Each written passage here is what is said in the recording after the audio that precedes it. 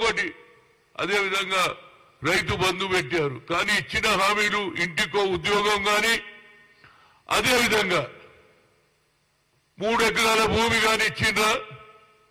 ఏమి చేయని వాళ్ళు మాట్లాడుతున్నారు. ఎందుకంటే అలా భయం పుట్టుకున్నది. మా పార్టీ ఉంటుందా పోతుందా? ఒకరి తర్వాత ఒకరు ఈనాడు కాంగ్రెస్ లో చేరుతా ఉన్నారు. కాంగ్రెస్ మీద అభిమానం పెరిగింది ప్రజలకు. ఇవాళ సోనియా గాంధీ తప్పనిసరిగా అమలు చేస్తుందనే నమ్మిక ప్రజల్లో ఉన్నది. ఆ నమ్మిక వీళ్ళు పూర్తి చేస్తే మా బీఆర్ఎస్ కు మరి నామరూపాలు ఉంటాయా పోతాయా అనే భయంతో రోజు ఏదో ఒక ట్విట్టర్లో మాట్లాడడం అది న్యాయం కాదునా బాబు. మేము తప్పనిసరిగా అమలు చేస్తాం. అమలు చేయనప్పుడు మాట్లాడితే I can understand. Already bus పెట్టేసిండ్రు. ఏది ఇవాళ బస్సులలో ఫ్రీ అన్నం ఇచ్చేసినాము. అదేవిధంగా మహిళలకు సాయం చేయాలని గతంలో రాహుల్ గాంధీ గారు 73-74 అమెండ్మెంట్ తెచ్చి పంచాయతీరాజ్ నగరపాలికలలో బిల్లు తెచ్చారు. ఇవన్నీ మేము చేసినాం. రేపు చేయబోతున్నాం. దానికి ఇలాంటి అలిగేషన్స్ బాగలేదు. ప్రజలు నవ్వుకుంటున్నారా బాబు? మీకు అర్థం చేసుకుంటారు. మీరు ఏం ట్విట్టర్లో చేసినా పేపర్లో చూసి అరే ఒకడు అడుగుతున్నాడు, అరే క్యాజీ बीआरएस वाले को अभी क्या जल्दी है, आप लोग करते बोले तो इन लोग क्यों रोजाना बयानबाजी कर रहे అంటున్నారు. దాన్ని తగ్గించమని చెప్తున్నా. నేను బాలలాగా మాట్లాడాను. ఒక కల్చర్ మీకు 10 ఏళ్ళు మీరు ప్రభుత్వంలో ఉన్నారు. ప్రభుత్వంలో ఉండి ఈనాడు అపోజిషన్ మీద లేనిపోని అలిగేషన్స్ ఇంకా 10 ఏగాలే. అదేవిధంగా కేంద్రంలో నరేంద్ర మోడీ గారు 2 కోట్ల ఉద్యోగాలు అన్నాడు, అది చేయలేదు. వీటికి అన్నిటికీ ఒకటే భయం చుట్టుకున్నది, అటు బీఆర్ఎస్ కు ఇటు బీజేపీకి. ఎట్టి పరిస్థితులలో కాంగ్రెస్ పార్టీ ఇచ్చిన మాట నిలబెట్టుకుంటుంది. సోనియా గాంధీ భయంతో ఈ అలిగేషన్స్, ఈ 420 అని ఇంకో 440 అని ఏదేదో చెప్తున్నారు ట్విట్టర్ లో. ఇది మంచి పద్ధతి కాదనేది నా ఉద్దేశం. ఒక సీనియర్ నాయకుడుగా ప్రజలు ఈనాడు నమ్మికతో ఆనాడు ఏది 28 కాంగ్రెస్ ఫౌండేషన్ లో డిక్లేర్ చేశాము. ఇంకా 6వ తేదీ దానికి టైం ఉన్నది. ఏది వైట్ కార్డు అదేవిధంగా ఆధార్ కార్డుతో వచ్చినటువంటి వాళ్లకు అన్ని అందించడానికి ప్రయత్నం చేస్తుంటే మీరు ఈ అలిగేషన్స్ మానుకోండి. తప్పనిసరిగా మేము అమలు చేస్తాం. మరొకసారి చెప్తున్నా, ఇలాంటి అలిగేషన్ల ప్రజల్లో పసలేదు. మీరు ఏమన్నా చేసి అడుగుతాయి. ఇప్పటిదానికి ఎవరికి ఇచ్చిండ్రా బాబు? 3 ఎకరాలు ఇచ్చిండ్రా? అదేవిధంగా ఇంటికో ఉద్యోగం ఇచ్చిండ్రా? అది దాని గురించి అదే ప్రజలు బుద్ధి చెప్పినా ఇంకా మీకు బుద్ధి రాలేదనేది నా ఉద్దేశం. ఏదైనా ఇవాళ నేను పేపర్లో చూసిన ఏది రేవంత్ రెడ్డి గారు సోనియా గాంధీ గారికి చెప్పడం, ఆమె ఖమ్మం నుంచి వస్తే దానికంటే అదృష్టం ఏముందిరా బాబు.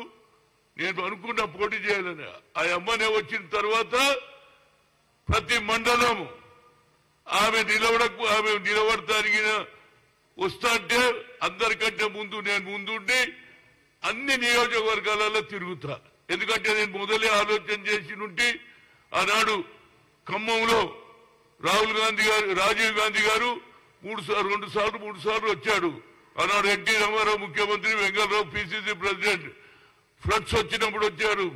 ఇంటీరియర్ విలేజెస్ లో ట్రైబల్ విలేజ్ లో పోయాడు. ఆ అమ్మ వస్తే ఇంతకంటే సంతోషం ఏమిందిరా బాబు నాకు.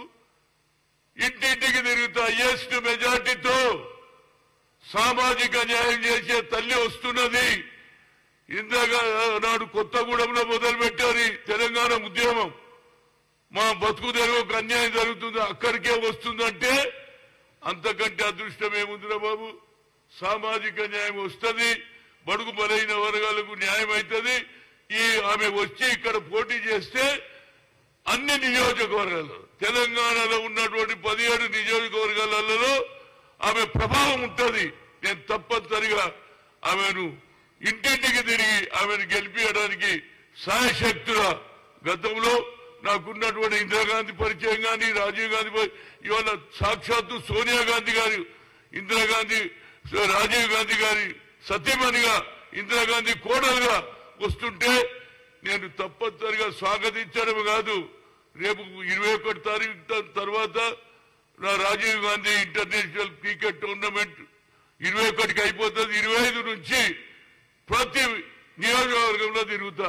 మా సోనియమ్మ వస్తుందిరా బాబు, అందరూ ఇంటి ఇల్లాదులు ప్రతి ఒక్కరు కూడా మన తెలంగాణకు న్యాయం చేసిన తల్లి, సామాజిక న్యాయం గురించి అడుగుతున్నటువంటి ఆయన ఏదైతే రాజీవ్ గాంధీ అడిగాడో అదేవిధంగా రాహుల్ గాంధీ కూడా అదే మాట్లాడుతుండ్రు. క్యాచ్ వైస్ మనకు లాభం జరుగుతుంది.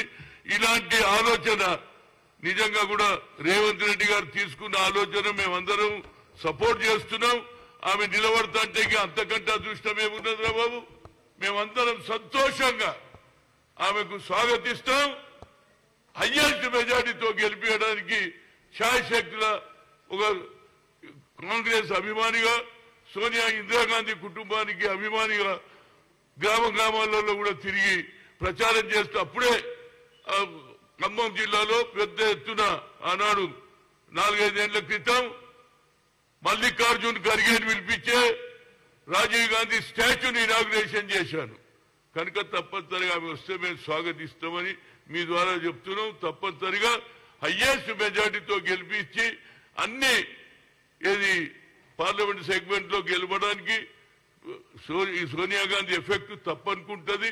దానివల్ల వచ్చే పార్లమెంట్ ఎన్నికల్లో 2024లో రాహుల్ గాంధీని ప్రధానమంత్రి ఇండియా కూటమిని గెలిపించడానికి శాయశక్తుల కృషి చేస్తాం. తప్పనిసరిగా ఈసారి రాహుల్ గాంధీ ప్రధానమంత్రి అవుతాడనేది నా గట్టి నమ్ముకున్నది. ఎందుకంటే ఆయన తిరిగినటువంటి కన్యాకుమారి నుంచి కశ్మీర్ దానిగా ప్రజలలో అభిమానం వచ్చింది, బడుగు బలహీన వర్గాలలో వచ్చింది, నిరుద్యోగ యువకులలో వచ్చింది, అదేవిధంగా రైతులలో వచ్చింది. కనుక ఆయన మీద అభిమానం ఇక్కడే కాదు అన్ని రాష్ట్రాలలో మెజార్టీ రావాలి. ఆయన దేశానికి ప్రధానమంత్రి కావాలి. Thank you.